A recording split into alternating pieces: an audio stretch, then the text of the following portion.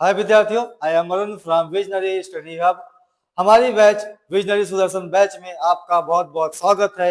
और आज हम अपने इस बैच में एक नए सिरे से शुरुआत करते हैं और सबसे पहले शुरुआत करते हैं अपने एक विषय जिसे हम कहते हैं भौतिकी। उसकी आज हम शुरुआत करेंगे। और ठीक है, इस बैच में आपको सारे सब्जेक्ट मिलेंगे, लेकिन आज हम अभी शुरुआत करते हैं भौतिकी से और भौतिकी की पहली इकाई स्थिर वैद्युतिकी से। ठीक है, तो आइए पूरे उत्साह के साथ इस पे जुड़ा जाए और पूरे उत्साह के साथ इस पे लगा जाए और भौतिकी में अपने नंबर को बेहतर किया जाए। हम यहाँ पे आज शुरुआत करते हैं अपने विषय भौतिकी की, फिजिक्स की। और फिजिक्स में सबसे पहला अध्याय से हम शुरुआत करेंगे जिसका नाम है स्थिर वैद्युतिकी। इस स्थिर वैद्युतिकी में जैसे कि इकाई जो है हमारी, उस इकाई का तो नाम है क्या? इकाई का नाम है हमारी इकाई का नाम है स्थिर वैद्युतिकी। ठीक है, इस इकाई से पेपर में कितने नंबर के आने हैं क्वेश्चन, कितना इसका वेटेज है? तो इसका वेटेज है 8 नंबर का। ठीक है, अब इस इकाई में 2 चैप्टर हैं। एनसीईआरटी का जो पहला चैप्टर है इसे कहते हैं वैद्युत आवेशवाद क्षेत्र, और दूसरा चैप्टर जिसे हम कहते हैं वैद्युत विभव और धारिता। 2 चैप्टर हैं, मिला के 8 नंबर। ऑन एवरेज देखें एक चैप्टर बढ़ेगा कितने नंबर का? 4 नंबर का। ठीक है, ये 4। अब इसमें चैप्टर में आगे बढ़ने से पहले हम एक बार अपने प्रारूप पे देख लेते हैं कि हमारे भौतिकी का जो पेपर आने वाला है वो किस आधार पे आएंगे, उसमें क्वेश्चन की कैटेगरी की जाती है। तो उसमें जो कैटेगरी है ना, क्वेश्चन के टाइप जो है, वो पहला टाइप है बहुविकल्पीय। बहुविकल्पीय प्रश्न आते हैं 6, हर एक प्रश्न 1 नंबर का, टोटल योग होगा कितना? 6। अगला क्वेश्चन जो दूसरे टाइप का है उसे बोलते हैं अति लघुत्तरीय प्रश्न। ये है 6 नंबर का, अंक है 1 और योग कितना है? 6। तीसरा क्वेश्चन है लघु उत्तरीय टाइप, फर्स्ट टाइप का, जो क्वेश्चन आते हैं 4, हर एक अंक 2 अंक का, और टोटल हो गए कितने? 8 नंबर के। यहाँ तक के तो क्वेश्चन जितने हैं बहुविकल्पीय, अति लघु उत्तरीय और लघु उत्तरीय फर्स्ट टाइप के, मतलब 1 नंबर और 2 नंबर वाले, ये क्वेश्चन तो हमको आसानी से करने में मतलब बहुत ज्यादा दिक्कत नहीं होती है, इजी हो जाते हैं। दिक्कत ज्यादा बच्चों को जहाँ होती है वो इन क्वेश्चनों में होती है। 3 नंबर वाले हैं, 5 नंबर वाले हैं। हाँ ये तो है, 5 नंबर वाले में थोड़ी सी आपकी क्रिटिकल थिंकिंग लगती है, थोड़ा सा कॉन्सेप्ट का वहां पर रोल चलता है। और 3 नंबर वाले क्वेश्चन में हमारी स्पीड चाहिए होती है, क्योंकि 3 नंबर वाले क्वेश्चन भी थोड़े से लेंथी तो होते ही है, थोड़ा सा वहां पे कॉन्सेप्ट का भी रोल चलता ही है। हाँ, इसकी तुलना में 5 वाले की तुलना में थोड़ा सा कम, लेकिन नंबर ऑफ क्वेश्चन ज्यादा यही पे है। तो लघु उत्तरीय सेकंड टाइप के कितने क्वेश्चन है? 10 क्वेश्चन है। हर एक क्वेश्चन 3 नंबर का, टोटल ये हो गए 30 नंबर के। 3 नंबर के क्वेश्चन का देखा जाए पूरे पेपर में सबसे ज्यादा वेटेज है, सबसे ज्यादा नंबर यहीं से मतलब 3 नंबर के ही क्वेश्चन ज्यादा दिए जा रहे हैं। 10 क्वेश्चन, टोटल 70 में 30 नंबर। और जो लास्ट है टाइप हमारा विस्तृत उत्तरीय, जो कि आएंगे प्रश्न कितने? 4 आते तो 8 हैं, 7 8 आते हैं, 8वां करके करने होते हैं 4। हर एक क्वेश्चन कितने नंबर का? 5 नंबर का। टोटल कितने हो गए? 20 नंबर के। इस प्रकार हमारा हो गया टोटल कितना? 70 नंबर का। ठीक है, इन नंबर में हमको ज्यादा मेहनत करने की, ज्यादा दिमाग लगाने की, ज्यादा एफर्ट मारने की आवश्यकता नहीं पड़ती, ज्यादा आवश्यकता पड़ती है हमको यहाँ पे। और वैसे ये भी बात है कि अगर हमारा ये वाला पार्ट कवर हो जाएगा तो ये वाले भी कवर हो जाते हैं। ठीक है, ये तो हो गया हमारे पेपर का प्रारूप की किस तरह से कितने कैटेगरी के क्वेश्चन बनते हैं। तो टोटल कैटेगरी कितनी है? 5 कैटेगरी है, और ये हो गए उनकी मार्किंग सिस्टम। टोटल यहाँ पे नंबर भी हो गए। अब आते हैं आगे टॉपिक में बढ़ते हैं। हमारा टॉपिक जो हमारी इकाई थी, इकाई का नाम स्थिर वैद्युतिकी। ठीक है, स्थिर वैद्युतिकी का मतलब क्या है कि भौतिक विज्ञान की वह शाखा जिसमें हम स्थिर आवेशों द्वारा उत्पन्न बलों, क्षेत्रों, विभवों के विषय में अध्ययन करते हैं। तो कुल मिला के स्थिर विद्युत की जो इकाई है, इस इकाई में हमें क्या पढ़ना है? इस इकाई में हमको पढ़ना है, क्या पढ़ना है कि स्थिर आवेश के द्वारा उत्पन्न बल, क्षेत्र, विभव, मतलब कुल मिला के स्थिर आवेश के द्वारा जो भी उनके कुछ है, उनका जो भी प्रभाव है उसका अध्ययन करना है। तो यहाँ पे एक अध्ययन सिर्फ करना है किसका? स्थिर आवेश का। आवेश यहाँ पे चलेगा नहीं, यहाँ पे आवेश हमेशा रुका रहेगा। ठीक है, तो नाम सही है, इस नाम में लिखा ना स्थिर। स्थिर का मतलब जो क्या हो? स्थित हो, विराम में हो, चले ना। तो विराम में हो। वैद्युतिकी का मतलब कि यहाँ पे आवेश से है, क्योंकि वैद्युतिकी की स्टार्टिंग कहाँ से होती है? हर चीज की शुरुआत का मतलब वैद्युतिकी की जो बेस लाइन है, स्टार्टिंग जहां से होती है वो आवेश से ही होती है। तो इस प्रकार हम कह सकते हैं कि विराम में स्थित आवेश का यहाँ पे हमको करना है अध्ययन, कि उसके आसपास जो भी चीजें हैं, बल है, क्षेत्र है, विभव है, जो कुछ भी है उसका अध्ययन जहाँ पे किया जाएगा उसे कहेंगे हम स्थिर वैद्युतिकी। ठीक है, ये तो हो गया स्थिर वैद्युतिकी। अब इसके बाद हम अपने चैप्टर पे आगे आए, या फिर स्थिर वैद्युतिकी का मतलब समझ लिए हैं, तो एक लाइन में बोलें स्थिर वैद्युतिकी का मतलब क्या है, हमें स्थिर आवेश का अध्ययन यहाँ पे करना है। किसका अध्ययन करना है, आवेश का अध्ययन करना है। तो आवेश क्या है, तो आवेश की बात की जाए तो आवेश क्या, आवेश पदार्थ का वह गुण है जिसके द्वारा वह वैद्युत और चुंबकीय प्रभाव उत्पन्न करता है अथवा उनका अनुभव करता है। तो आवेश पदार्थ का वह गुण है जिसके द्वारा वह वैद्युत व चुंबकीय प्रभाव या तो उत्पन्न करेगा या तो उनका क्या करेगा, अनुभव करेगा। ठीक है, ये तो हुई आवेश की परिभाषा। ठीक है, अब यहाँ पे प्रकार की बात की जाए तो आवेश आप सबको पता होगा दो प्रकार का होता है, एक होता है धनात्मक, दूसरा होता है ऋणात्मक। ठीक है, धन आवेश, धनात्मक मतलब धन आवेश, धन आवेश का मतलब क्या है, इलेक्ट्रॉन की कमी है। ऋण आवेश का मतलब क्या है, इलेक्ट्रॉन की अधिकता है। ठीक है, तो ऋण आवेश मतलब इलेक्ट्रॉन की अधिकता, धन आवेश का मतलब इलेक्ट्रॉन की कमी। लेकिन ये इसमें एक बात और भी है, वो बात क्या है, वो बात यह है कि धन आवेश आएगा कब किसी भी वस्तु पर, जब उस वस्तु ने अपनी उदासीन अवस्था से, उदासीन अवस्था का मतलब क्या है, जब उसमें धन और ऋण की संख्या क्या थी, बराबर थी। तो उदासीन अवस्था से अगर इलेक्ट्रॉन का अगर उसने त्याग किया है तो धन आवेश आएगा, और अगर उसने इलेक्ट्रॉन का ग्रहण किया है, इलेक्ट्रॉन को अब इलेक्ट्रॉन ग्रहण किया, इलेक्ट्रॉन का मतलब ग्रहण किया, इलेक्ट्रॉन लिया है, गेन किया है, तो उस पर आवेश आएगा ऋण आवेश। क्योंकि उदासीन अवस्था में धन और ऋण क्या होते हैं, बराबर। इलेक्ट्रॉन निकाल दिए जाएंगे, धन ज्यादा हो जाएंगे तो क्या देगा, धन आवेश। ठीक है, और ऋण अगर ऋण की इसकी बात की जाए, इलेक्ट्रॉन ग्रहण अगर कर लेता है तो ऋण की संख्या ज्यादा हो जाएगी। इसका मतलब क्या, ऋण आवेश की यहाँ पे अधिकता हो गई, ऐसे वाले को बोलते हैं ऋण आवेश। एक लाइन में बोले तो एक लाइन में यही है, धन आवेश का मतलब कि जब इलेक्ट्रॉन का वस्तु के द्वारा त्याग किया गया होगा तभी आएगा। उसका सीधा मतलब ये भी है, इलेक्ट्रॉन की कमी। ऋण आवेश का मतलब कि जब उसने इलेक्ट्रॉन को ग्रहण किया होगा, यहाँ पे इलेक्ट्रॉन की क्या होगी, अधिकता होगी। ठीक है, तो यहाँ पे सारा खेल किसका है, इलेक्ट्रॉन का। इलेक्ट्रॉन वस्तु के द्वारा दिए गए हैं, वस्तु के द्वारा दिए गए हैं, त्यागे गए हैं तो धन आवेश, और वस्तु के द्वारा इलेक्ट्रॉन लिए गए हैं, इसका मतलब ऋण आवेश। तो इलेक्ट्रॉन के लेन देन की ही बात है। तो हम यहाँ पे काम करते हैं, इलेक्ट्रॉन का आवेश की अगर बात कर लेते हैं, इलेक्ट्रॉन का आवेश कितना होता है, वो होता है -1.6 कूलाम, और प्रोटॉन की जो आवेश होता है वो होता है +1.6 कूलाम। दोनों के देख लीजिए आप, मान क्या है, बराबर। बस अंतर किसका है, इलेक्ट्रॉन वाले में माइनस का, और प्रोटॉन वाले में अंतर किसका है, मतलब यहाँ पे धन है, यहाँ पे ऋण है। ठीक है, अब हम आवेश के कुछ गुण भी यही देख लेते हैं, जो मेन गुण हमारे हैं। तो पहला गुण क्या है, आवेश का संरक्षण। किसी विलगित निकाय में कुल आवेश, किसी विलगित निकाय में कुल आवेश नियत रहता है। आवेश ना तो उत्पन्न किया जा सकता है, ना ही नष्ट किया जा सकता है। यह है आवेश के संरक्षण का नियम। आवेश का संरक्षण का मतलब सीधा, आवेश ना तो उत्पन्न किया जा सकता है, ना ही नष्ट किया जा सकता है। कोई भी विलगित मतलब जिसका किसी से कोई लेना देना नहीं है, ऐसा कोई निकाय होगा तो उसका कुल आवेश नियत रहेगा, ना तो उस पर अपने आप से आवेश उत्पन्न हो जाएगा, ना ही अपने आप से नष्ट होगा। बस हाँ ये कर सकते हैं, उसके एक पार्ट से दूसरे पार्ट में आवेश को ट्रांसफर कर सकते हो, बस। ठीक है, दूसरी प्रॉपर्टी है जो बहुत ही इंपॉर्टेंट है, वो है आवेश का क्वांटीकरण। आवेश का क्वांटीकरण क्या है, क्वांटीकरण का मतलब क्या है कि प्रत्येक आवेशित वस्तु पर जो आवेश होता है वो निश्चित, यहाँ पे ध्यान दीजिएगा, निश्चित न्यूनतम आवेश का पूर्ण गुणज होता है।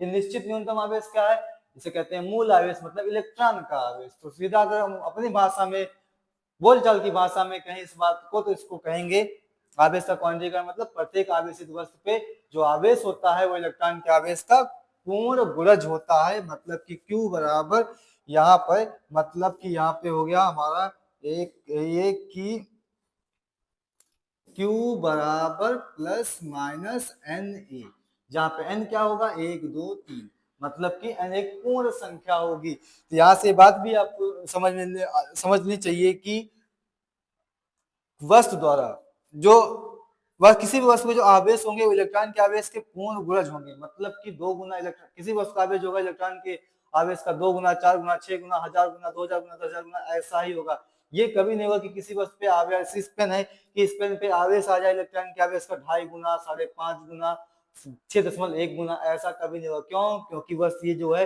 इलेक्ट्रॉन लेगी तो पूरा लेगी, देगी तो पूरा देगी, क्योंकि इलेक्ट्रॉन क्या मूल कण है, उसको तोड़ा नहीं जा सकता, उसको ये तोड़ नहीं सकता, तो देगा तो पूरा देगा, लेगा तो पूरा लेगा। इसी वजह से कहते हैं कि आवेश का क्वांटीकरण का नियम होता है, जिसमें बताया जाता है यही कि आवेश का बस आवेश जो होगा इलेक्ट्रॉन के आवेश का पूर्ण गुणज होगा।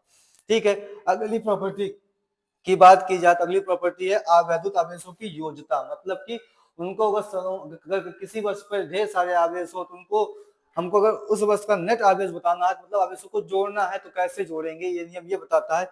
ये क्या कर रहा है कि बीजगणितीय योग किया जाएगा, मतलब आवेशों को जब भी जोड़ा जाएगा तो चिन्ह सहित जोड़ा जाएगा। ऐसा नहीं है कि हम डायरेक्ट वैल्यू, क्योंकि आवेश एक अदिश राशि है। यहाँ पे ये भी जान लीजिए कि आवेश जो है, आवेश कैसी राशि है, तो आवेश अदिश राशि है, दिशा नहीं है। तो इसका मतलब ये नहीं कि आप डायरेक्ट जोड़ लेंगे, आपको चिन्ह सहित जोड़ना पड़ेगा। ठीक है, जैसे आप देख सकते हैं कि मान लीजिए किसी वस्तु पे आवेश है Q1 minus Q2 plus Q3, कुछ भी तरह का आवेश है, तो जोड़ोगे तो कैसे जोड़ा जाएगा, तो चिन्ह सहित उनको जोड़ा जाएगा। ठीक है, और एक बहुत ही यहाँ पे एक मोस्ट इंपॉर्टेंट प्रॉपर्टी है, आप सबको पता होगा, वो प्रॉपर्टी क्या है कि सजातीय आवेशों में क्या होता है, प्रतिकर्षण, और विजातीय आवेशों में क्या होता है, आकर्षण। मतलब ये है कि अगर एक प्लस आवेश है, दूसरा भी प्लस आवेश है, एक जैसे हैं, एक माइनस है, दूसरा भी क्या है, माइनस है, दोनों एक जैसे हैं, तो दोनों में होगा प्रतिकर्षण। ये इसको प्रतिकर्षित करेगा, ये इसको प्रतिकर्षित करेगा, ये इसको प्रतिकर्षित करेगा, ये इसको प्रतिकर्षित करेगा। अगली बात की जाए, अगर ये तो हो गया सजातीय वाले की बात। अगली बात मतलब कि विजातीय हुए, विपरीत आवेश हुए, जैसे एक धन आवेश है, एक ऋण आवेश है, इनकी बात की जाए तो इनमें क्या होगा, इनमें होगा ये कि धन वाला ऋण वाले को अपनी ओर आकर्षित करेगा, ऋण वाला धन वाले को अपनी ओर आकर्षित करेगा। मतलब विपरीत आवेशों में क्या होगा, विपरीत आवेशों में होगा, विपरीत तरह के आवेशों में, विजातीय आवेशों में होगा क्या, आकर्षण। और उसके बाद सजातीय वाले में क्या होगा, सजातीय वाले में होगा प्रतिकर्षण, रिपल्सन यहाँ पे होता है। ये बात है यहाँ पे। ठीक है, तो ये हुई आवेश के बारे में 3 मुख्य प्रॉपर्टीज। ठीक है, अब इसमें आगे हम बढ़ते हैं तो है कूलाम का नियम। ये नियम क्या है, जो कूलाम का नियम है, समझ लीजिए कि आप इस चैप्टर का सबसे स्टार्टिंग का पहला और मोस्ट इंपॉर्टेंट नियम देखने चल रहे हैं। यह नियम जो है 2016 में और 2020 में, 2016 और 2020 में पूछा भी गया है। ठीक है, कि कूलाम का नियम क्या है। तो कूलाम का नियम, पहली बात तो यहाँ पे ध्यान से देखिएगा, शुरू में 2 शब्द, स्थिर मतलब कि जो रुके होंगे, बिंदु आवेश का मतलब आवेश की साइज दूरी की तुलना में, जो कि आवेशों के बीच की दूरी होगी, उनकी तुलना में आवेश की साइज बहुत छोटी होगी। ठीक है, आवेशों तो 2 स्थिर बिंदु आवेशों के मध्य लगने वाला वैद्युत बल।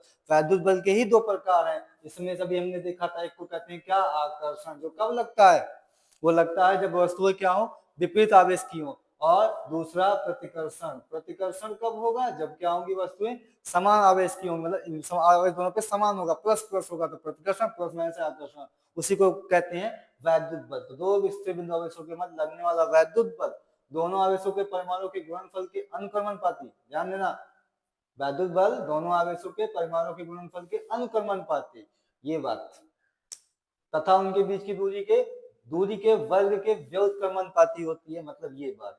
अब दोनों को अगर हम कंबाइन कर दें और कंबाइन कर देंगे तो क्या बन जाएगा, F proportional Q1 Q2 by R square.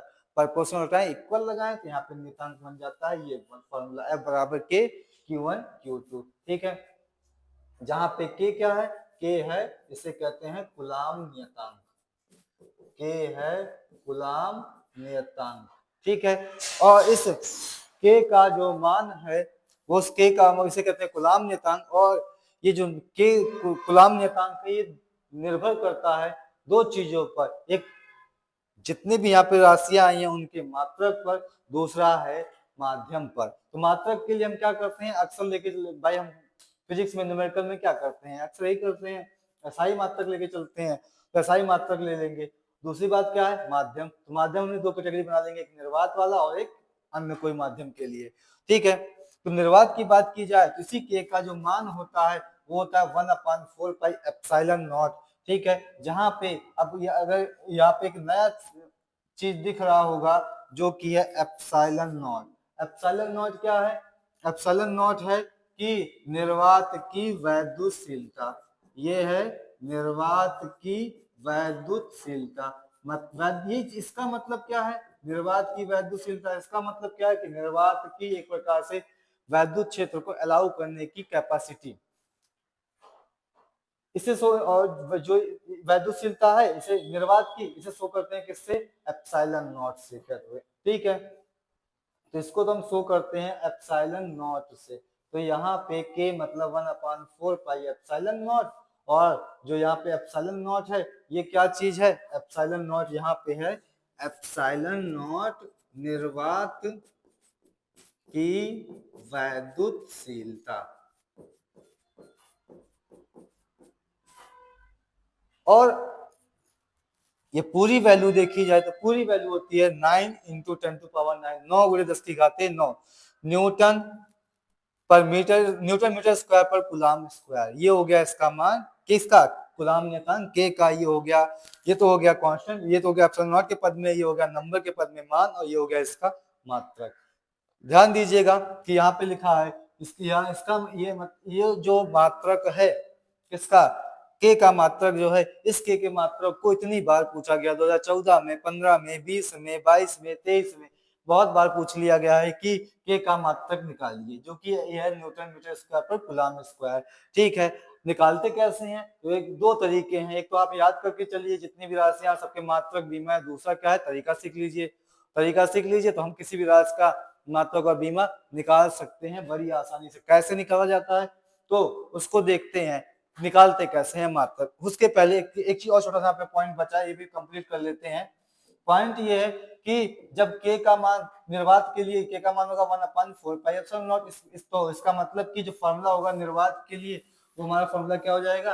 F V for vacuum. निर्वात के लिए 1/4 pi epsilon not Q1 Q2 बटे आर स्क्वायर। ये हो गया हमारा फॉर्मूला जब हमारे दोनों आवेश कहाँ रखे होंगे? निर्वात में रखे होंगे। ठीक है, निर्वात में रखे होंगे। तो अब इसमें आगे बढ़ने से पहले हम एक बार देख लेते हैं कि के का मात्रक ये निकालते कैसे हैं। तो के का मात्रक निकालने के लिए आप यहाँ थोड़ा सा ध्यान दीजिए इस तरफ कि कैसे करेंगे। तो आप देखिए पहले नंबर तो सूत्र क्या है? सूत्र है F बराबर के Q1 Q2 बटे आर स्क्वायर। इसको थोड़ा सा पक्षांतर वगैरह करके देखेंगे तो के इक्वल आएगा F R square by Q1 Q2। ठीक है, तो अब यहाँ से हमको चाहिए के का मात्रक। तो के का मात्रक चाहिए तो जितनी भी राशियां हैं सबके मात्रक लिखते चले जाओ। बल का मात्रक न्यूटन, दूरी का मात्रक मीटर स्क्वायर, आवेश का मात्रक कूलाम, इस आवेश का मात्रक कूलाम। तो हो गया क्या? न्यूटन मीटर स्क्वायर पर कूलाम स्क्वायर, जो कि ये रहा। इसी प्रकार इसी तरह से हम बीमा भी निकाल लेते हैं सूत्र से। मात्रक बीमा चाहिए तो किससे निकालेंगे? सूत्र से। तो सूत्र से ही निकाल सकते हैं। तो अगर हम बीमा निकालना चाहें तो हम बीमा भी निकाल सकते हैं। तो कैसे निकालेंगे बीमा? तो देखिए के की बीमा चाहिए, ठीक है, जितनी भी राशियां सबकी बीमा लिखो। पहले क्या है? बल। बल की बीमा क्या होती है? हाँ, कुछ राशियों की बीमा, जो मुख्य राशियां उनकी बीमा मात्रक याद रख के चलना पड़ेगा बस। तो यहाँ से एफ की बीमा होती है ml/-2, नहीं पता तो निकाल लो बराबर एम से। दूरी की बीमा क्या होती है? दूरी की बीमा होती है L2, लेकिन हाँ L होती है स्क्वायर, तो L2 हो गया। चार्ज आवेश की बीमा होती है क्या? AT। ठीक है, आवेश की बीमा होती है AT, तो दूसरे वाले आवेश की बीमा भी क्या हो जाएगी? AT। आवेश की बीमा AT, मात्रक कूलाम, मात्रक होता है आवेश का कूलाम। तो यहाँ से के का क्या आ गया? बीमा आ गई। यहाँ से के की कितनी आ रही है? तो यहाँ से m L की पावर 3 और T की पावर 1 2 और ये 3 1 4, T की पावर -4, उसके बाद A की पावर -2। ये हो गई इसकी बीमा। ठीक है, ये हो गया इसका बीमा। अब यहाँ पे एक चीज है कि के का ये हो गया मान, ये हो गया मात्रक, समझ लीजिए वो होगी क्या? के की बीमा हो गई। ठीक है, के की बीमा हो गई है। तो अब यहाँ पे एक चीज हम यहीं पे देख लेते हैं। वो चीज क्या? कि वो चीज ये है एप्सिलॉन नॉट ना। वो चीज है क्या? हमारा एप्सिलॉन नॉट है। एप्सिलॉन नॉट की बात कैसे की? जैसे कि के का मतलब के है, के एक बटे निर्वात है, तो जब निर्वात वैक्यूम की बात की जाए तब 1/4 पाई एप्सिलॉन नॉट। तो के का मान आया 9 न्यूटन मीटर स्क्वायर पर कूलम स्क्वायर। के की बीमा, क्योंकि पूछा भी बहुत बार गया है, के की बीमा की बात करें तो क्या आया, ml2t-4a-2। ठीक है, ये तो आया था कि ml3 ये है इसकी बीमा,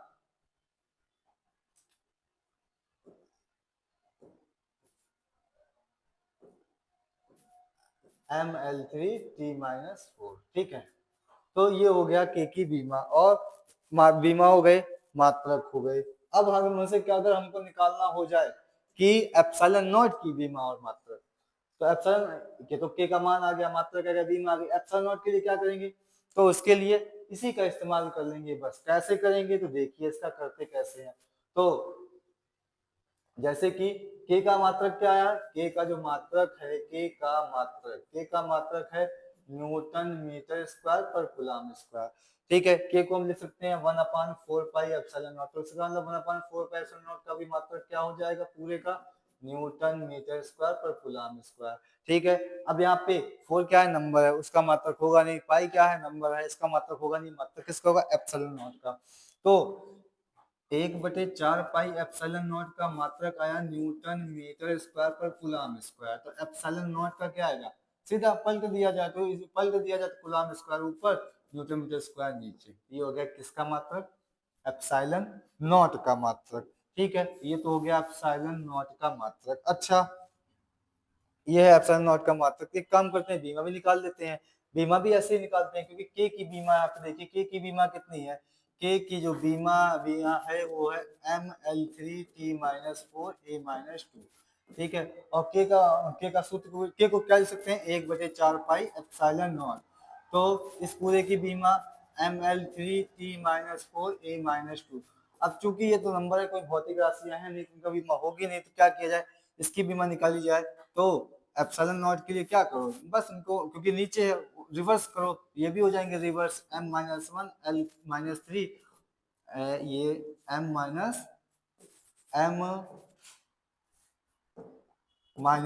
l-3t-4a2। बस ये हो गया बीमा। ठीक है, अब आते हैं, जब दोनों आवेशों के बीच माध्यम होना हो, कोई मतलब निर्वात ना हो के कोई माध्यम हुआ, तो जैसे कि यहाँ पे माध्यम का वैद्युत बल पे क्या प्रभाव पड़ता है, निर्वात है, तो जगह दोनों आवेशों के बीच निर्वात है, तब इनके बीच का जो सूत्र होता है वो हो जाता है कितना, F बराबर 1/4 pi epsilon not Q1 Q2 बटे R स्क्वायर। ठीक है, ये तो हो गया इनका, क्या बोलते हैं, इनके बीच का सूत्र हो गया ना। ये हो गया इनके बीच का सूत्र। माध्यम की बात की, हाँ, दोनों बीच माध्यम आ जाए, दोनों बीच माध्यम आ जाएगा, तब तब क्या करेंगे, तो माध्यम में जब यही बल लिखना होगा, कूलम नियम लगाना होगा, वैद्युत बल लिखना होगा, तब हो जाएगा ये। तब यहाँ पे लिखेंगे F बराबर 1/4 पाई एप्सिलॉन नॉट में 4 पाई एप्सिलॉन Q1 Q2 बटे R स्क्वायर। अब यहाँ पे ये चीज, यहाँ पे देखिए ध्यान से, यहाँ पे है एप्सिलॉन, यहाँ निर्वात के लिए क्या था, एप्सिलॉन नॉट। तो सीधा यहाँ पे मतलब ये कि जब दोनों के बीच निर्वात है, तो निर्वात की वैद्युतशीलता रखी जाएगी, जो दोनों बीच कोई माध्यम है, उस माध्यम की वैद्युतशीलता रखी जाएगी। तो एप्सिलॉन क्या है, उस जो इस माध्यम में आवेश रखा गया, उस माध्यम की वैद्युतशीलता। ठीक है, वैद्युतशीलता। अब इसी वैद्युतशीलता एप्सिलॉन को हम रिप्लेस भी कर सकते हैं, जैसे कि रिप्लेस कर सकते हैं किसी एक चीज से, जो आप बहुत देखे होंगे, कैपिटल के। गुलाम का नियतांक स्मॉल के था, ये कैपिटल के, ये क्या है, इसे कहते हैं परावैद्युतांक।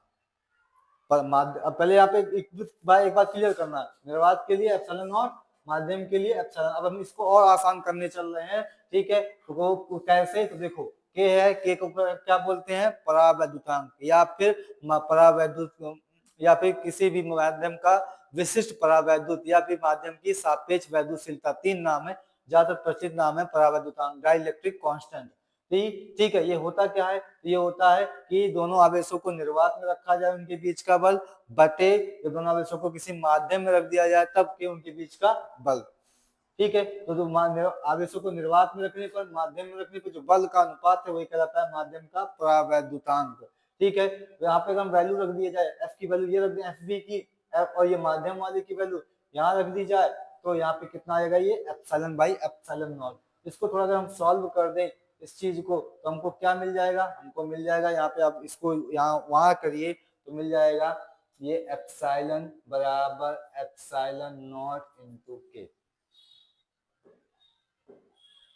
ये चीज यहाँ पे क्या था 1/4 पाई एप्सिलॉन, तो एप्सिलॉन को क्या लिख सकते हो, एप्सिलॉन नॉट इंटू के, तो ये इस फॉर्मूला बन जाएगा 1/4 पाई एप्सिलॉन नॉट इंटू के Q1 Q2 by r square.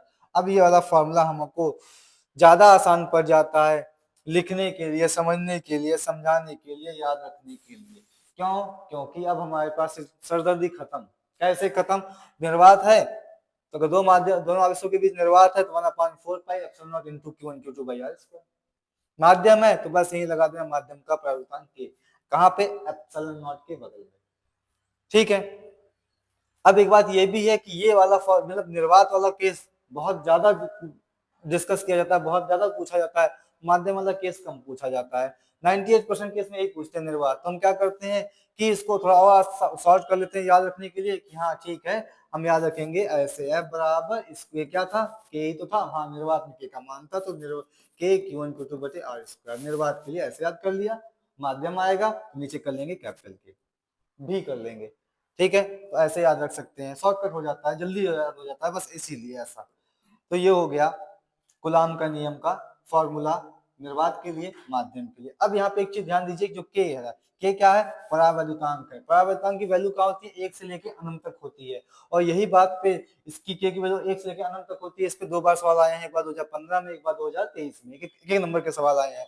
ठीक है, याद रखिएगा कि वायु के लिए, निर्वात के लिए के का मान कितना होता है, 1, और जितने भी धातुएं होती हैं उनके लिए होता है के का मान अनंत। जैसे चांदी, चांदी एक धातु, इसके लिए के का मान कितना होगा, इसके लिए के का मान होगा अनंत होगा। ठीक है, अब आगे बढ़ते हैं इसमें। तो आगे बढ़ने में ये बात है कि जब दो आवेशों के बीच परावैद्युत माध्यम आता है तो वैद्युत बल क्या होता है, घट जाता है। याद रखिएगा, जब भी कभी भी दो आवेशों के बीच माध्यम आएगा तो वैद्युत बल क्या हो जाएगा, वैद्युत बल घट जाता है। ठीक है, क्यों घट जाता है, क्योंकि निर्वात में देखिए जो फॉर्मूला हम ये लगाने वाले हैं और माध्यम के आने पे फॉर्मूला ये लगाने वाले हैं, तो के से डिवाइड हो रहा है, इसका मतलब और के की वैल्यू 1 से बड़ी ही होगी, 1 से बड़ी होगी, इसका मतलब माध्यम के आने पे क्या हो जाएगा, ये घट जाता है वैद्युत बल का मान। ठीक है, वैद्युत बल की बात की जाए तो वैद्युत बल कैसा बल है, वैद्युत बल संरक्षी बल है। संरक्षी बल का मतलब कि इसके द्वारा एक चक्कर में किया गया कार्य क्या होगा, कभी भी सवाल आए कि एक चक्कर में किया गया कार्य, सीधा बोलो 0, कुछ कैलकुलेट करने की जरूरत नहीं है। क्यों? क्योंकि यह एक संरक्षी बल है। दूसरा, यह केंद्रीय बल है। ये बात ज्यादा इंपॉर्टेंट है हमारे न्यूमेरिकल के लिए, क्योंकि फिजिक्स में न्यूमेरिकल बहुत पूछे जाते हैं। जब न्यूमेरिकल बहुत पूछे जाते हैं तो न्यूमेरिकल के पर्पज से चीजों को देखना जरूरी है। क्यों? हाँ, तो केंद्रीय बल को, केंद्रीय बल से ऐसा कौन सी हेल्प हो जा रही है, ऐसा हेल्प कि हाँ वो हमारे लिए न्यूमेरिकल को सॉल्व करने में आसानी देगा। तो हेल्प हेल्प ऐसे करता है केंद्रीय बल कि, यहाँ पे कहा गया ना केंद्रीय बल है, केंद्रीय बल की मतलब 3 बातें होती है। क्या, कौन सी?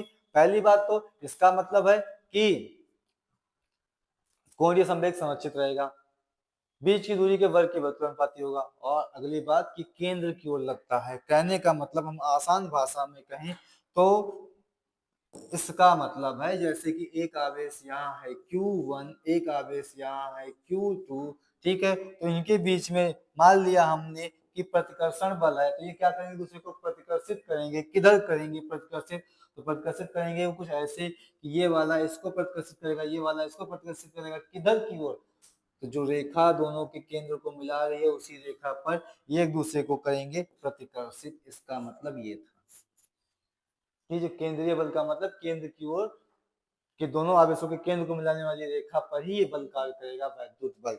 प्रतिकर्षण होना है तो उसी रेखा पर प्रतिकर्षण होना है, और अगर आकर्षण होना है तो आकर्षण होना है, मान लिया हमने प्लस है, दूसरा क्या है हमारा माइनस है। ठीक है, तो आकर्षण होना है तो भी इसी रेखा पे आकर्षण होगा, ऐसे जो रेखा मिलाएगी उसी रेखा पे आकर्षण, उस रेखा पे प्रतिकर्षण। इसलिए कहते हैं कि हमारा कौन सा बल होता है, केंद्रीय बल होता है। ठीक है, 2016 में 2016 में और 2017 में 2 बार क्वेश्चन पूछा गया है। ये कौन सा क्वेश्चन पूछा गया है कि कूलाम के नियम का सदिश रूप लिखिए। ठीक है, तो कूलाम के नियम का सदिश रूप लिखना और सदिश रूप लिखना है, तो सदिश रूप लिखने के लिए मान लिया एक आवेश हमारा यहाँ पे Q1, दूसरा आवेश हमारा है Q2, इसकी इसी सदिश है R1, इसकी इसी सदिश है R2। ठीक है, एक्सरसाइज हमारे अपने हैं। अब अगर हमसे कह दे कि इनके बीच जो बल लग रहा है उस बल का मान बताओ, तो ठीक कूलाम का नियम लगा देंगे F बराबर K Q1 Q2 बटा R स्क्वायर। लेकिन कहते हैं दिशा सहित बताओ, दिशा भी पूछ ली जाए, इसका मतलब वो सदिश नियम की तरफ इशारा कर रहा है। तो सदिश नियम की तरफ इशारा कर रहा है, सदिश नियम कैसे लिखेंगे यहाँ पे देख लेते हैं। तो आप लिखने के लिए ऐसे समझिए कि F बराबर क्या होता है, K Q1 Q2 by R square. ये तो हो गया हमारा सूत्र कूलाम के नियम का। अच्छा, कूलाम के नियम का ये हो गया सूत्र। तो अगर हमको दिशा चाहिए यहीं पे लगा लेंगे आर कैप। आर कैप का मतलब एकांक सदिश।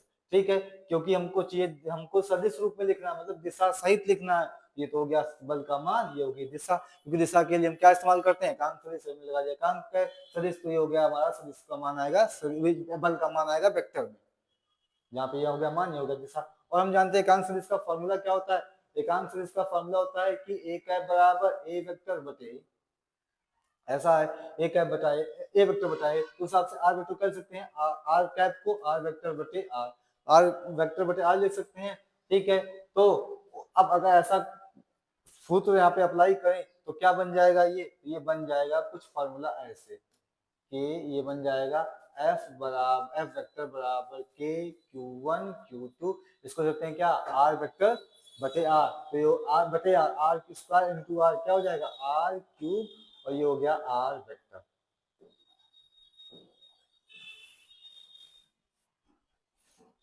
तो आर क्या है यहाँ पे, क्योंकि हमको फॉर्मूला लगाना हो तो आर जानना पड़ेगा आर क्या है, इसके लिए लिखनी पड़ेगी। तो आर क्या है, तो आप जान लीजिए आर क्या है, आर है स्थित सदिश। आर क्या है, स्थित सदिश किसकी, बल लगाने वाले आवेश के सापेक्ष, बल लगाने वाले आवेश के सापेक्ष, बल लगाने वाले आवेश के सापेक्ष जिस आवेश पर बल लग रहा है उसकी स्थित सदिश।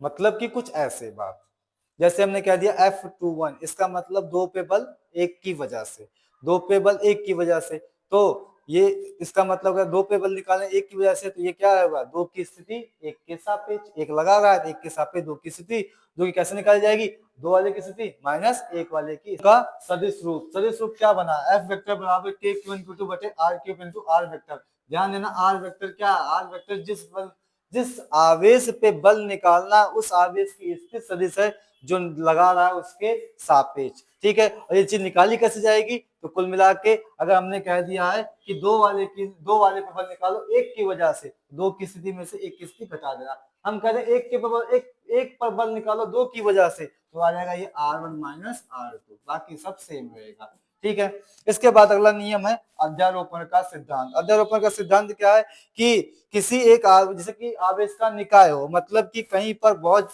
सारे आवेश, जैसे मान लो यहाँ पे Q1 है, यहाँ Q2 है, यहाँ Q3 है, यहाँ पे Q4 है, कई सारे आवेश हैं। ठीक है, जब कई सारे आवेश हैं तो इनके लिए है क्या कि किसी एक आवेश पर अन्य आवेशों के कारण कारक परिणामी बल उन सभी बलों के सदिश योग के बराबर होता है। कहने का मतलब क्या कि इसको साधारण भाषा में समझो कि मान लो एक आवेश यहाँ था Q1, एक आवेश यहाँ था Q2, इनके बीच का बल है 5 न्यूटन। तो अगर आसपास कोई आवेश है इनके बीच का बल है 5 न्यूटन। मान लिया यहाँ पे कोई और आवेश भी आ जाता है Q3, यहाँ आ जाता है Q4, यहाँ आता है Q5, तो क्या अभी भी इनके बीच का जो बल है वो 5 न्यूटन होगा, तो हाँ अभी भी इनके बीच का बल 5 न्यूटन ही होगा। अगली बात ये, अगर हमने मान लो Q1 पे नेट बल निकालना है तो क्या करना पड़ेगा, जितने आवेश है जैसे ये वाला ये वाला ये वाला ये सबके द्वारा इस पे जितना बल लगा है उसका उस बल को क्या करना पड़ेगा, सदिश रूप में जोड़ना पड़ेगा। F1 पहले के कि किसी एक पहले आवेश के कारण लगाया गया बल, दूसरे के कारण, तीसरे के कारण, चौथे के कारण, मतलब एन आवेश है, एन जितने भी आवेश सबके कारण लगने वाले बल को सदिश रूप में जोड़ना पड़ेगा, तो हमारा क्या आएगा अध्यारोपण का सिद्धांत। मतलब यही कहता है अध्यारोपण का सिद्धांत कि जितने भी बल हैं जितने भी आवेश हैं सबके द्वारा अगर बल इस पे लगाया, इस पे नेट बल चाहिए तो सबके द्वारा लगाए गए बल का सदिश योग कर लो बस। और अगली बात बताता क्या है कि किन्हीं भी दो आवेशों के बीच लगने वाला बल अन्य आवेशों की उपस्थिति पर निर्भर नहीं करता। अगर बल कोई आवेश है तब भी, नहीं है तब भी, दो आवेशों के बीच बल जितना लग रहा है वो उतना ही लगेगा। आगे यहाँ पे है अगले वैद्युत क्षेत्र की तीव्रता। ठीक है, तो वैद्युत क्षेत्र की तीव्रता के पहले चलिए हम पहले कुछ क्वेश्चन देख लेते हैं, फिर आते हैं वैद्युत क्षेत्र की तीव्रता पे। पहला क्वेश्चन, एक चालक पर 2.4 -18 कूलाम धन आवेश है, इलेक्ट्रॉन की कमी या अधिकता बताइए।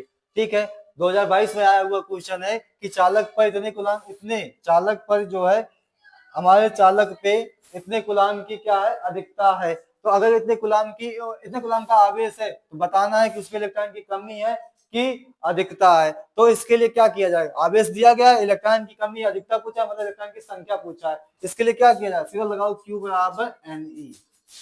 ठीक है, अब उसे खुद ही बोला धनात्मक आवेश। धनात्मक आवेश का मतलब क्या कि इसका मतलब क्या, उस पे इलेक्ट्रॉन की क्या हुई होगी, कमी हुई होगी। तो इलेक्ट्रॉन की कमी हुई तभी धनावेश आया होगा। तो अधिकता की कमी, तो पहली बात तो कमी है कि कितने इलेक्ट्रॉन आए ये निकालना, लगा दो Q बराबर Ne। Q क्या है, आवेश 2.4 10⁻⁻19 कूलाम। N क्या है, इलेक्ट्रॉन की संख्या। E क्या है, इलेक्ट्रॉन का आवेश जो कि होता है इतना। यहाँ से अगर हम सॉल्व करें तो कितना आएगा, n बराबर ये जाएगा नीचे भाग करेगा 2.4 कितना है, 18 है, 10⁻18 और ये हो गया 1.6 10⁻19।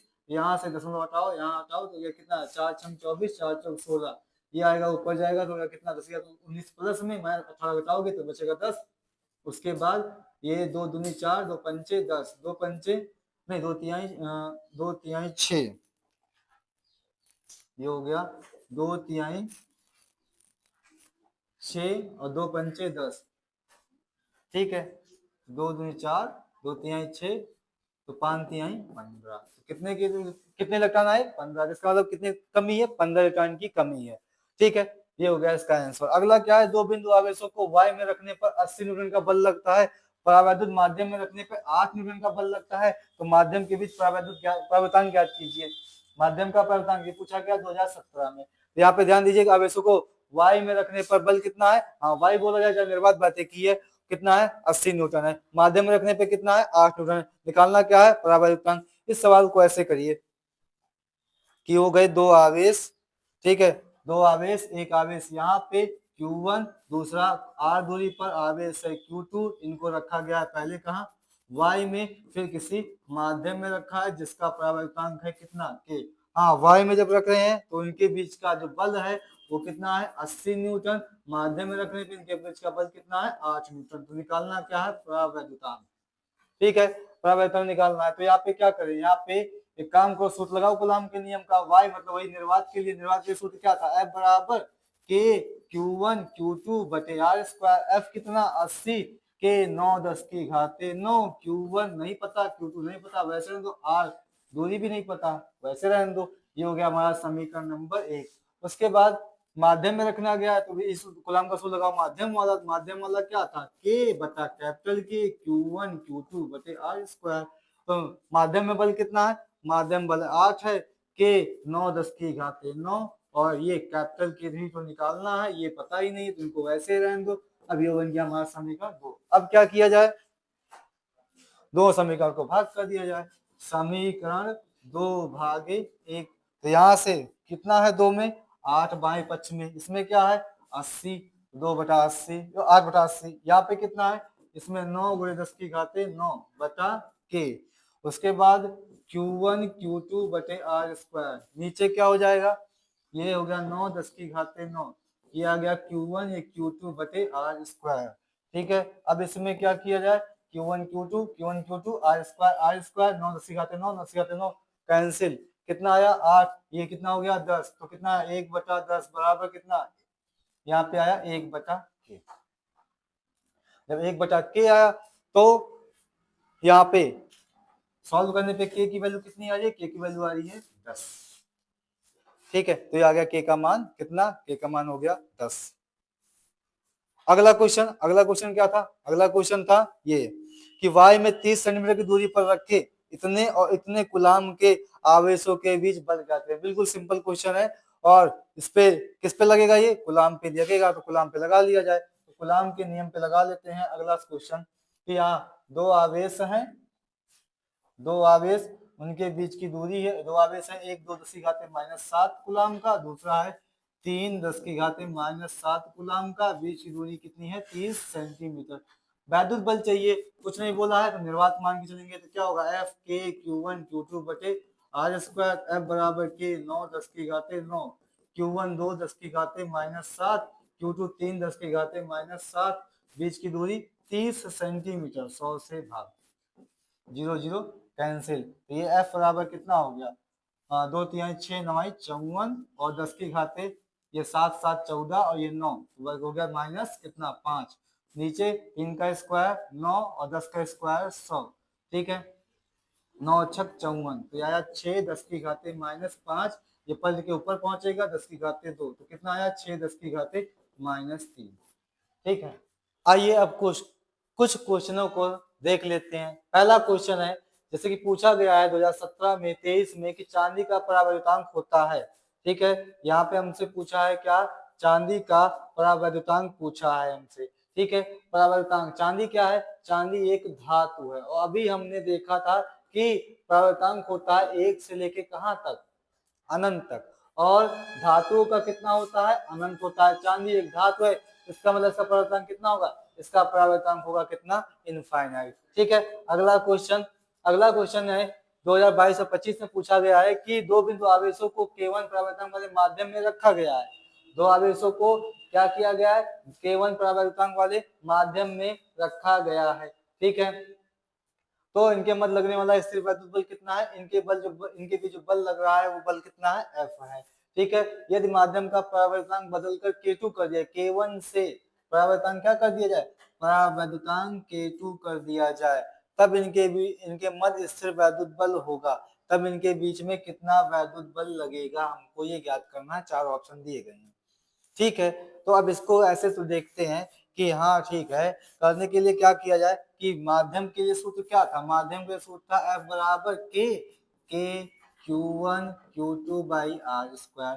पहले वाले केस के लिए देखा जाए F बराबर K बटे K1 Q1 Q2 बटे R स्क्वायर, ठीक है, ये हो गया। इस वाले के लिए देखा जाए तो F डैश बराबर K बटे K2 Q1 by Q2 by square. अब क्या किया, दोनों को डिवाइड कर देते हैं, दोनों को डिवाइड करते हैं तो F डैश बटा F, वहां पे क्या, वहां पे K बटा K2 Q1 बटा Q2 बटे R स्क्वायर, यहाँ पे क्या है K बटा K1 Q1 बटा Q2 बाई R स्क्वायर, ठीक है। यहाँ से इसको सॉल्व कर दिया जाए, यहाँ से कट किया जाए, सिंप्लीफाई किया जाए, Q1 Q2 R square K से K कैंसिल, ये आएगा क्या K1 बाई K2, ठीक है। तो अब यहाँ से क्या बन गया, ये F डैश इक्वल आने वाला है क्या, F डैश इक्वल आ गया K1 by K2 into F, K1 by K2 into F, ये हो गया हमारा आंसर, ठीक है। ये हो गया सवाल नंबर 2। अगला सवाल है, दो प्रोटॉनों के बीच की दूरी की गणना कीजिए यदि उनके बीच का प्रतिकर्षण बल एक प्रोटॉन के भार के बराबर हो, प्रतिकर्षण बल एक प्रोटॉन के भार के बराबर हो, ठीक है। दो क्या है, प्रोटॉन है, उनके बीच दूरी कितनी होगी ये बताना है कि इनके बीच का वैद्युत बल क्या हो जाए, प्रोटॉन के भार के बराबर हो जाए। कहने का मतलब ये है कि यहाँ पे करना क्या है कि यहाँ पे ऐसे समझो कि हो गया प्रोटॉन यहाँ पे, दूसरा प्रोटॉन यहाँ पे, बीच की दूरी r, इसकी हमको गणना करनी है, ठीक है। इसमें सूत्र क्या लगेगा, F बराबर के Q1 by Q2 by R square, ठीक है। वैद्युत बल कितना है, प्रोटॉन के भार के बराबर, भार का सूत्र क्या होता है, भार का सूत्र होता है mg, तो ये जो वैद्युत बल है प्रोटॉन के भार के बराबर, इसलिए हमने भार के बराबर कहा गया, इसलिए हमने क्या लिख दिया F को mg, और ये K Q1 पहले कण का आवेश, पहला कण क्या है, प्रोटॉन है, प्रोटॉन का आवेश कितना होता है E, दूसरा क्या है, प्रोटॉन है, उसका भी आवेश क्या E, बीच की दूरी कितनी R स्क्वायर, ठीक है। अब यहाँ से m क्या, प्रोटॉन का भार लिख रहे हैं तो प्रोटॉन का द्रव्यमान लिखेंगे, प्रोटॉन का द्रव्यमान 1.6 10⁻⁻27, g का मान 10 कर लेते हैं, k का मान 9 10⁻⁻⁷ 9, ये e into e square by r square. ठीक है, यहाँ से क्या किया, दशमलव हटा के नीचे एक जीरो बढ़ा लेते हैं, तो ये बन गया कितना, बनना क्या है, 10 से 10 ये कैंसिल, तो यहाँ से आया कितना 16 10 की घाते माइनस 27, यहाँ पे आया 9 10 की घाते 9 इंटू ई स्क्वायर बटे आर स्क्वायर। दोनों बच्चों का वर्गमूल करते हैं, तो 16 का वर्गमूल 4 हो गया, और उसके नहीं अभी रुक जाओ, वर्गमूल नहीं करते हैं अभी, यहाँ पे थोड़ा सॉल्व कर लेते हैं। यहाँ पे सॉल्व करें तो ये आया कितना, ये आया 16 10 की घाते माइनस 27, और बराबर कितना, बराबर है 9 10 की घाते 9, ये क्या है ई स्क्वायर, ई मतलब 1.6 10 की घाते माइनस 19, 1.6 10 की घाते माइनस 19 बटे क्या आर स्क्वायर। ठीक है, यहाँ से अब क्या किया, दशमलव हटा के नीचे एक जीरो यहाँ बढ़ा लो, यहाँ हटा के एक जीरो यहाँ बढ़ा लो, 16 से 16 कैंसिल हो जाएगा। ठीक है, 10 की घात माइनस 27 बराबर कितना, ये 16 नवैया 144, उसके बाद 10 की घात ये 19 19 38 और 9 माइनस करो, 10 की घात कितना माइनस 29 बटे आर स्क्वायर, ये हो गया 10 की घाते 2। ठीक है, अब इसमें यहाँ पे हमको चाहिए आर स्क्वायर यहाँ कर लिया जाए, तो आर स्क्वायर बराबर 144 10 की घाते, ये ऊपर जाएगा 29 2 31, और इसको भेज दो नीचे 10 की घात माइनस 27, तो आर स्क्वायर बराबर 144 गुणे, अब ये 27 ऊपर जाएगा, तो 31 में से घटाओगे 10 की घात कितना माइनस 4 बचेगा। ठीक है, तो यहाँ से अब वर्गमूल ले लो, 44 का 12, ये हो गया 10 की घात माइनस 2। ठीक है, इतना मीटर, या कह सकते हो 12 सेंटीमीटर। ये था सवाल नंबर हमारा। ठीक है, प्रोटॉन के भार वाला सवाल। ठीक है, अगले सवाल पे आते हैं। तो अगला क्वेश्चन, दो आवेश हैं, एक है Q1 एक है Q2, इनके बीच की दूरी कितनी है R, इनके बीच का वैद्युत बल है F। अगर हम दोनों के बीच की दूरी आधी कर दें, आवेश दोगुना कर दें, तब वैद्युत बल कितना हो जाएगा। ठीक है, एक काम करते हैं, पहले यहाँ लगाते हैं कूलाम का नियम, F बराबर आएगा K Q1 Q2 बटे R स्क्वायर। ठीक है, या अब जो हमको नई स्थिति दी गई उसके हिसाब से हमको चाहिए बल, तो आपके लिए आप वहां पे क्या बोला, आवेश दोगुना, तो इसका मतलब Q और बाद वाला आवेश भी दोगुना, मतलब पहले बाद में आवेश दोगुना करना, पहले का भी और दूसरे वाले आवेश का भी, और दूरी क्या करनी है आधी, तो R बटे 2 का स्क्वायर। अब यहाँ से ये F डैश कितना बन जाएगा, ये 2 दूनी 4 K Q1 Q2 बटे R स्क्वायर बटे 4, ये ऊपर गया, तो 4 चौक 16 K Q1 Q2 बटे R स्क्वायर। ठीक है, F आ गया, वो F डैश ही आ गया। अगर हम F डैश बटा F निकाल लें, F डैश कितना 16 K Q1 Q2 बटे R स्क्वायर, F कितना है K Q1 Q2 बटे R स्क्वायर।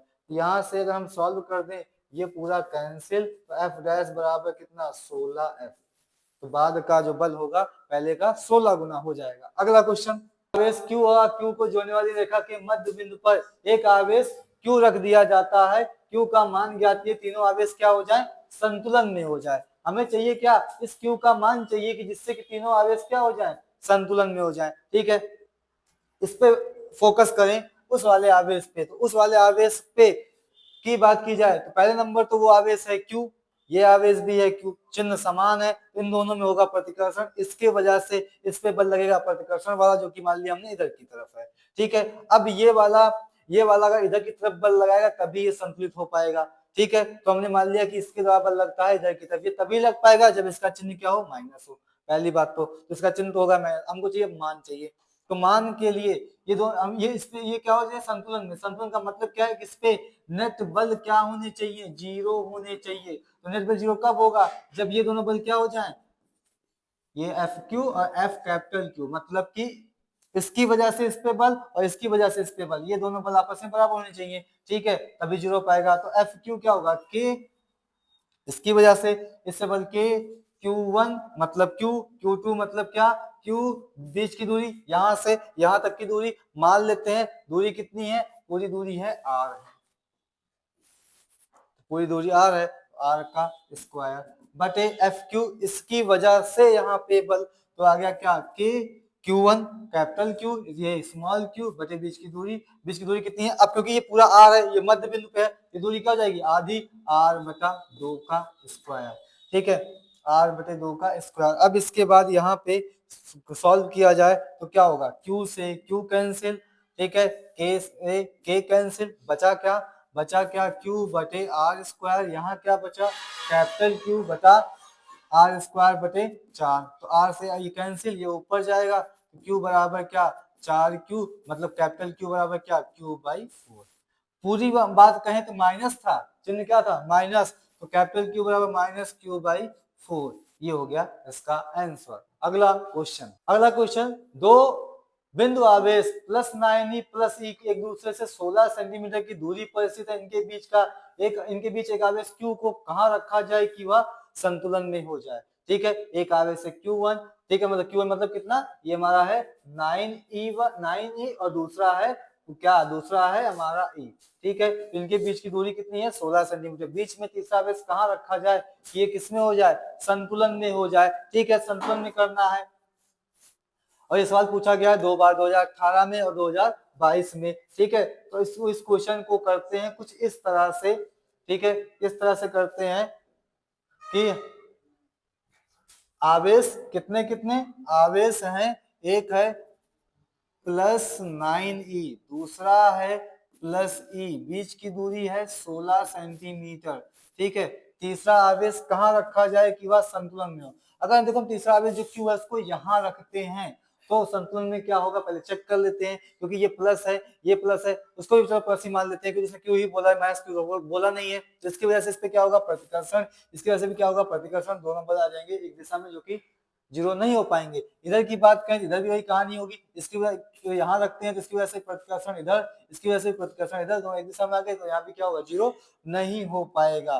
ठीक है, तो अब हम क्या करते हैं, फिर एक ही ऑप्शन बचा कि कहाँ रखें, दोनों के बीच में रख देते हैं। तो हमने मान लिया कि 9 वाले से x सेंटीमीटर की दूरी पर हमने यहाँ कहीं रखा है, तो जाके ये क्यू आवेश को रखा है, तब जाके ये संतुलन में है, इसका मतलब इस पे नेट बल क्या है जीरो। ठीक है, नेट बल जीरो होने का मतलब क्या है कि दोनों आवेश, जैसे इसकी वजह से इस पे बल इधर की तरफ प्रतिकर्षण F1, इसकी वजह से इधर बल F2 प्रतिकर्षण, वो दोनों अगर बराबर होंगे तभी जीरो होगा। तो बराबर करके चेक निकाल लेते हैं आंसर कि हाँ, मान लिया हमने यहाँ पे रखने पर इस पे नेट बल क्या है जीरो, जीरो का मतलब दोनों बल क्या हो जाएंगे आपस में बराबर। ठीक है, इसकी वजह से इस पे बल कितना होगा K, आवेश कितना 9e, इस पे आवेश कितना Q, बीच की दूरी कितना x सेंटीमीटर माने हैं, तो 100 से भाग इसका स्क्वायर बराबर, इसकी वजह से यहाँ पे निकालते हैं तो K, आवेश कितना E, और ये हो गया Q, बीच की दूरी कितना,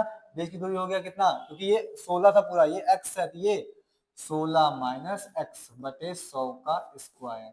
ठीक है, ये हो गया। अब यहाँ से सॉल्व करें तो K से K, E से E, Q से Q, ये सब क्या हो गया, ये सब हो गया कैंसिल। जो कैंसिल हो गया तो बचा क्या, वहां पे बचा 9, नीचे बचा x स्क्वायर और 100 का स्क्वायर। यहाँ क्या बचा, यहाँ पे कुछ नहीं बचा है, यहाँ बचा है 16 माइनस x का होल स्क्वायर बटे 100 का स्क्वायर। ये 100 का स्क्वायर कैंसिल, जब दोनों पक्षों का वर्गमूल ले लें, 9 का वर्गमूल 3, x स्क्वायर का x, 1 का 1 हो जाएगा 16 माइनस x, चलिए गुणा कर दें तो कितना आया, यहाँ से 16 तिया 48 और ये 3x बराबर x, इसको उधर करो 48 बराबर कितना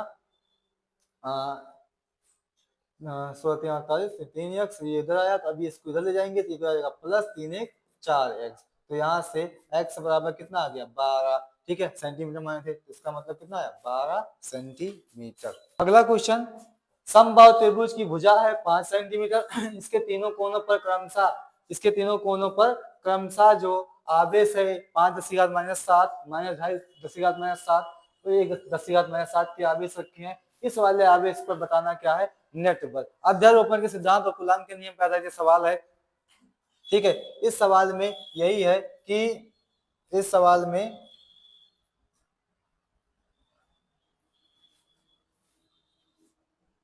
हाँ, आइए सवाल को करते हैं। इस सवाल में हमको बताना है नेट बल, किस वाले पर, इस वाले पर नेट बल। ठीक है, एक आवेश यहाँ रखा गया, एक आवेश रखा गया यहाँ, एक यहाँ, इस पर नेट बल बताना है। देखो ये भी धनात्मक, ये भी धनात्मक, दोनों धन धन है, दोनों में क्या होगा प्रतिकर्षण, तो ये वाला इस पर बल लगाएगा, ये वाला इस पर बल लगाएगा, किधर की तरफ, ये वाला बल लगाएगा इस पर, कहाँ इधर की तरफ, ये माइनस है ये प्लस है, क्या होगा आकर्षण, ये लगाएगा इधर, तो हम मान लेते हैं इस वाले का मान f1, इसका मान f2। ठीक है, पहले f1 का मान निकालते हैं। तो f1 का मान कितना होगा, f1 का मान इन दोनों के बीच का बल, 9 10 की घाते 9, q1 5 10 की घाते -7, q2 1 10 की घाते -7।